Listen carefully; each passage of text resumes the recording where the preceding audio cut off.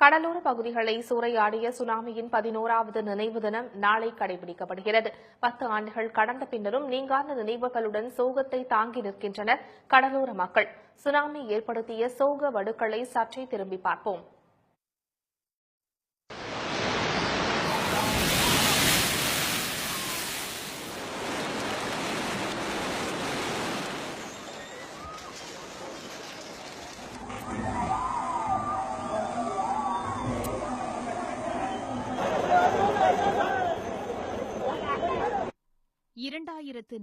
December 26 உலகமே உறைந்து போன நாள்.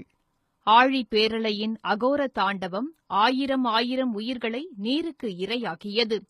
தெற்காசியாவையே உலுக்கி எடுத்தது ஆழி பேரலை. அன்று ஒலித்த அழுகுரல்களை எத்தனை ஆண்டுகள் ஆனாலும் நிச்சயம் மறக்க முடியாது.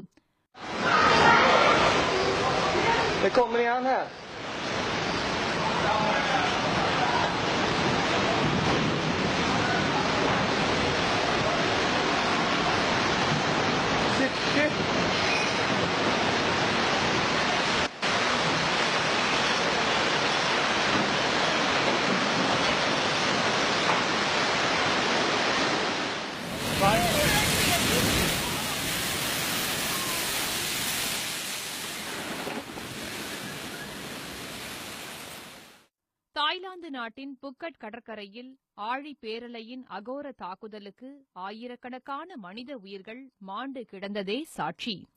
வெளிநாட்டு சுற்றுலாப் பயணிகள் 2000 பேரையும் வாரிச் சுருட்டி வேகமாய் மறைந்தது சுனாமி.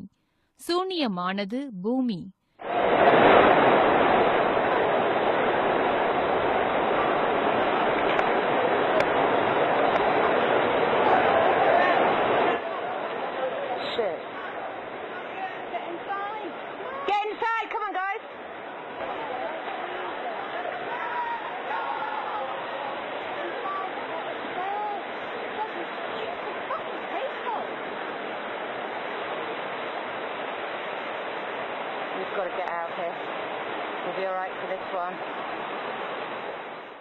நிலநடுக்கத்தால் சூழ்கொண்டு எழுந்த சுனாமி அலைகள் பதம் பார்த்த மற்றொரு இடம் மலேசியாவின் பினாங்கு. கடலோர விடுதி ஒன்றை ஆழி பேரலைகள் அடித்து நொறுக்கிச் சென்ற காட்சி நெஞ்சை விட்டு அகலாது.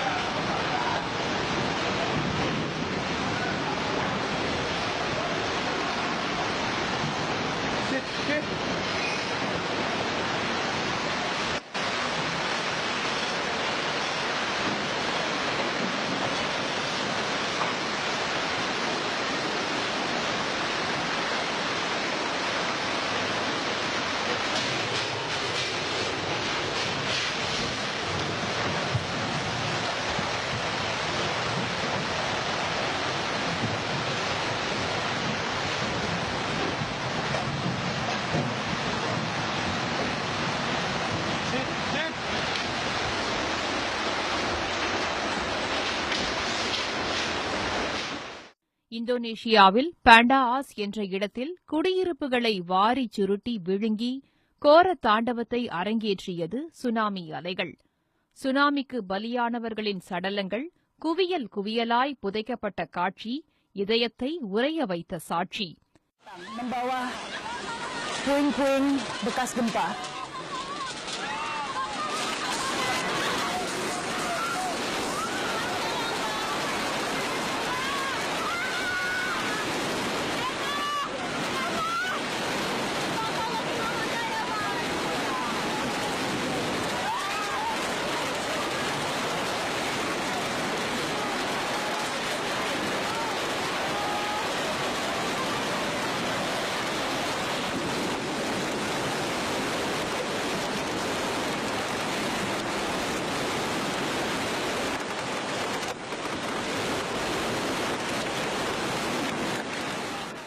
இயற்கை எழில் சூழ்ந்த இலங்கையின் ஹம்பன் தோட்டா மற்றும் காலே நகரங்கள் சின்னாபின்னமானது. கொழும்பு அருகே நிலப்பரப்பில் கரைபுரண்டு ஓடிய கடல் நீர் குடியிருப்புகள், வாகனங்களை அப்படியே புரட்டி போட்டு இழுத்துச் சென்றது.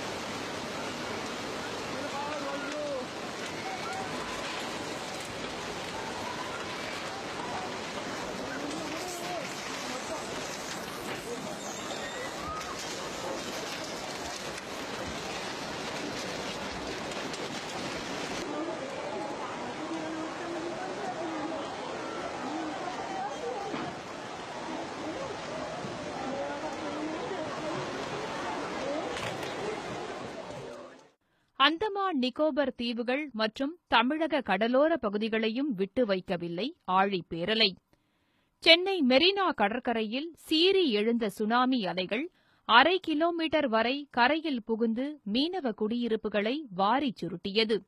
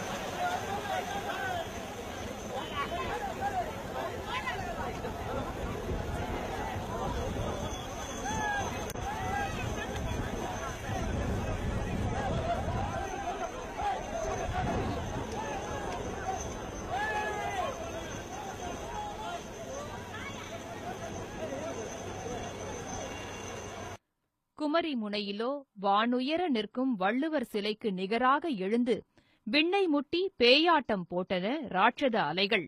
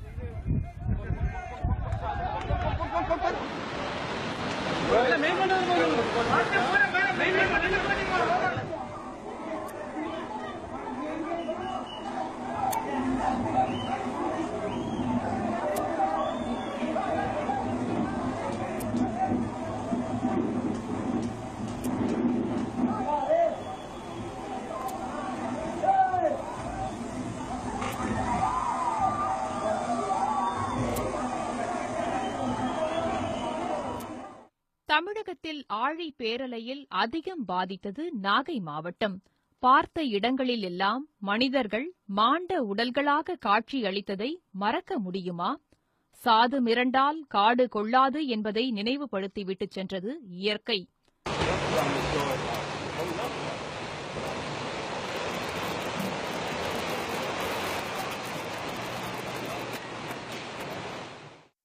ஆழி பேரலைக்கு 2.5 வயது மகள் சோஃபியாவை பறிகொடுத்த கடலூர் கோணாங்குப்பத்தைச் சேர்ந்த சரளா ஏகாம்பரம் தம்பதியர் தங்களது ஒரே மகளை பறிகொடுத்துவிட்டு பரிதவித்து வருவதாக கண்ணீர் மல்க கூறுகின்றனர். உயிர் உள்ளவரை இந்த சோகத்தை மறக்க முடியாது என்கின்றனர் அவர்கள். சுனாமி வரும்னு எங்களுக்கு தெரியாது. ஆனா ஏன் இப்படி வருதுன்ட்டு தண்ணி ரொம்ப நேரம் அடிச்சிட்டு வீட்டுக்கு மேல வந்துடுச்சு. அதனால என்ன இப்படி வருதுன்ட்டு ஒரே அதிர்ச்சியா இருந்து பார்த்தோன்னா சரி கொஞ்சம் எங்களுக்கும் பின்புறம் போட்டில் ஜனங்களை ஏற்றிட்டு இருந்தாங்க.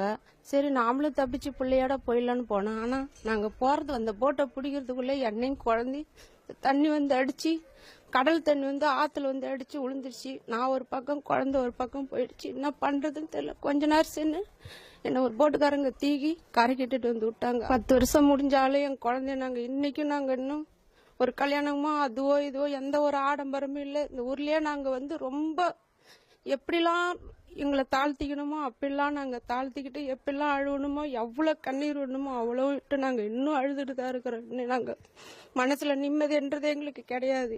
இன்னைக்கு எங்க குழந்தை இல்லையன்ற ஒரு ஃபீலிங் மட்டும் தான் நாங்க வாழ்றோம். இருக்கிற வரைக்கும் ஒரு குழந்தைக்காக நாங்க வாழ்ந்து எங்க வாழ்க்கை முடிகிற தீர்மானத்துல நாங்க வாழ்ந்துட்டு வரோம். கடலூர் தேவனாம்பட்டினத்தில் தனது மகனை இழந்த தமிழ் என்ற பெண் சுனாமியின் போது தண்ணீரில் அடித்துச் செல்லப்பட்டு நினைவிழந்த நிலையில் மகனை பறிகொடுத்து விட்ட சம்பவம் ஆறாத துயரம்.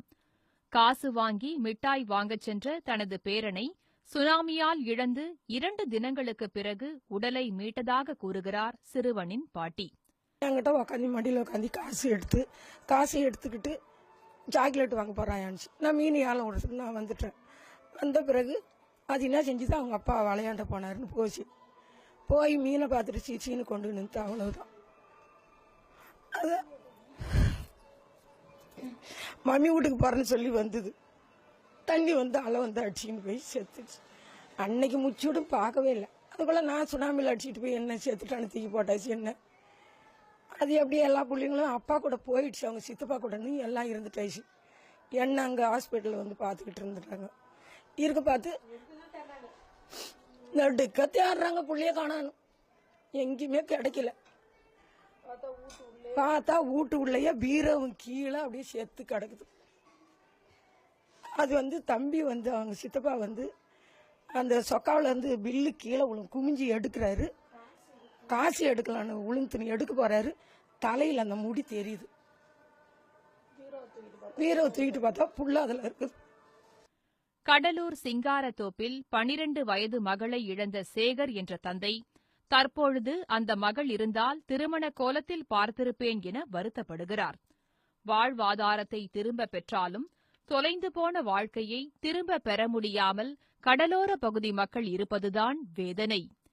கடலூர் ஏணிக்காரன் தோட்டத்தில் அரசால் கட்டப்பட்ட 500க்கும் மேற்பட்ட சுனாமி குடியிருப்புகள் 8 ஆண்டுகளாக பயனாளிகளிடம் ஒப்படைக்கப்படாமலேயே பாழடைந்து வருவது பேரவலம்.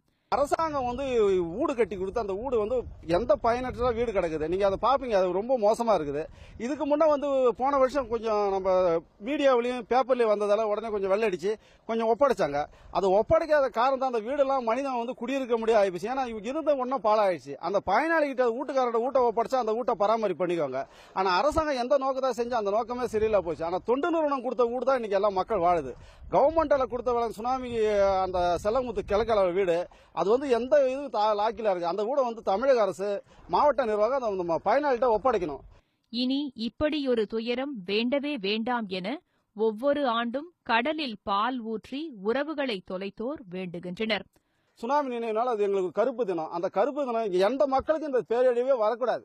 அது வெள்ளமா இருக்கட்டும், புயலா இருக்கட்டும் வரையக்கூடாது. ஏன்னா அது கடலூர் வந்து சுனாமி, நீலம் புயல், தானே புயல், இது இப்ப வெள்ளம், இதெல்லாம் வந்து நாங்க ரொம்ப அதை பார்க்கும்போது அது கண்ணுக்கு எதிர்க்க அந்த சுனாமி தான் ஞாபகம் வருது. அது இந்த மாதிரி அழிவு வராம மக்களும் தன்னை பாதுகாத்துறதுக்கு அரசாங்கம் எங்களுக்கு மற்றவங்களை அரசாங்கத்துக்கும் பாதுகாப்பான முன்னெச்சரிக்கையும் செய்யணும். அது பாகுபாடு இல்லாம எந்தெந்த நேரத்தில் எதை செஞ்சு கொடுத்தாதான் மக்கள் வந்து அரசாங்கம் மேல நம்பிக்கை வரும். இப்ப நம்பிக்கை அரசாங்கம் மேலேயும் நம்பிக்கை போய் மக்கள் என்ன செய்யறதுன்னு தவிச்சு நிக்குது. 11 ஆண்டுகள் ஆன பின்னரும் ஆறாத துயரமாகவே இன்னமும் தொடர்கிறது அந்த சோகம்.